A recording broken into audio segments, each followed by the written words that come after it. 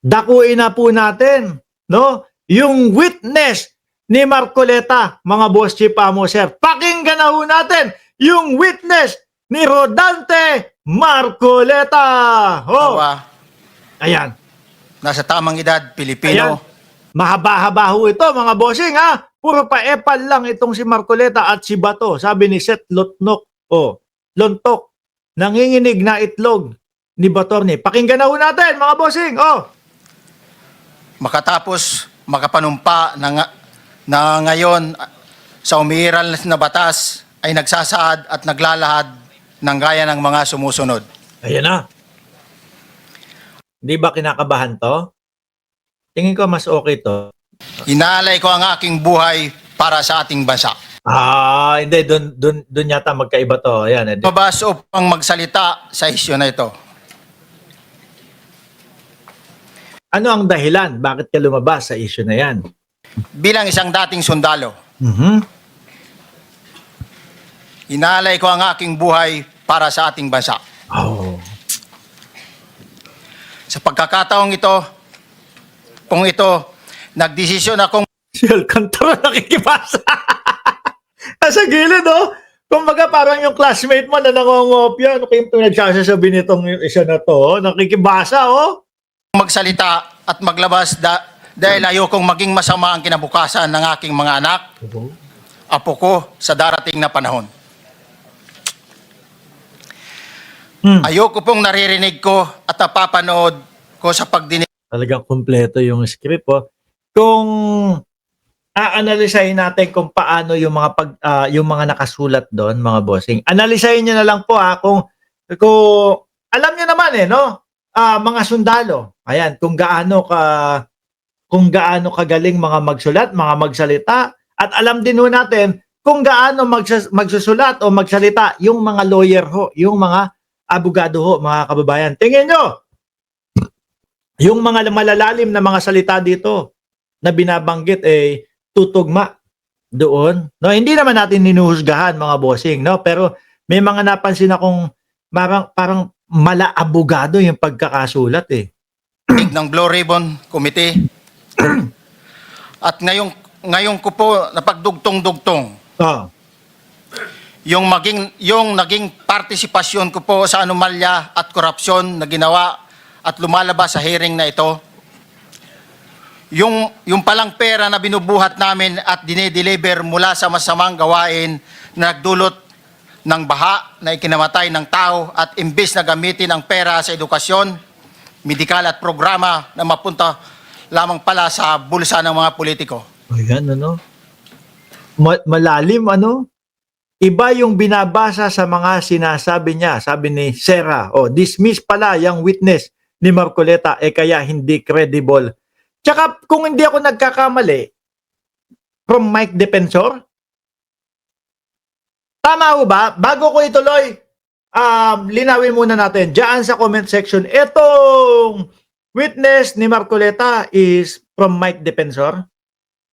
No? Kasi narinig ko Ako, habang pinapakinggan ko, mga kababayan, nasa tenga ko na lang yan, no? Nakikinig na lang ako, pampatulog. Janelle Vanderher, saan ka napunta? Bakit ngayon ka lang?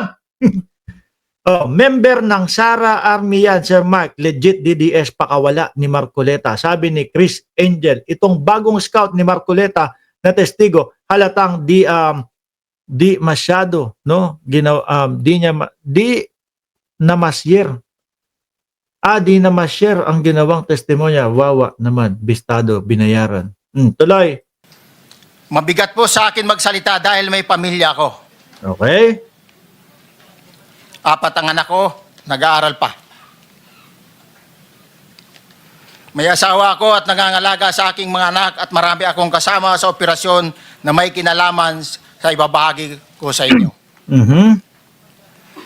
Nagtatrabaho. Masyadong matalinaga yung sinasabi ng script na yan. Yun yung sinasabi ko sa inyo, mga kababayan. May lalim, may diin Yung tipo bang kapag, nakikita nyo naman kapag ka sila Chis Escudero, yung nagsasalita lawyer, senador, no? Kapag ka nagbanggit yan, talagang yung matalinghaga, malalim, yung alam mo na pinag-isipang maigi.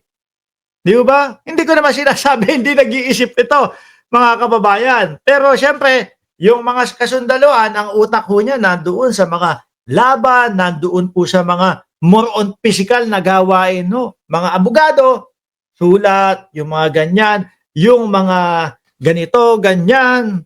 Di ba? Oh, tayo, sa pananalita ho, mga bossing, bulol. Si Mark Ramos.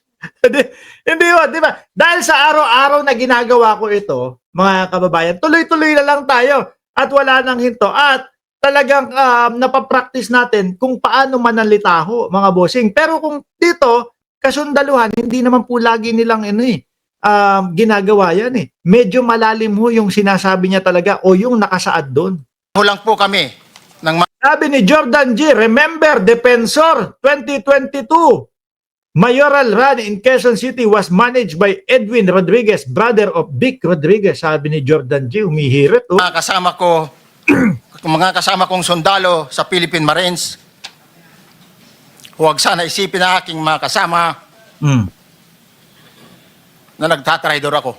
Oh. Ako sa aming trabaho at pinagsamahan dahil pare-parehas kaming may pamilya at gusto lang naman naming ayusin ang kinabukasan ng bawat isa. Wala akong iniisip na kapahamakan para sa kanila, bagkos ang gusto ko lang maayos ang kinabukasan ng bayan at lahat kami. Hero din pala, no? Hero. Oh, dinamay mo pa yung Marines. Noong December 5, 2004, Ayan na. May petsa na. December 5, 2004. Oh, questionable ang background ng witness ni Bulldog. Bakit? Hindi ko makita yung sinasabi yung may kumampas o may sumenyas. na-hire ako bilang security consultant sa Ako Bicol Party List or AKB kay Congressman Saldico.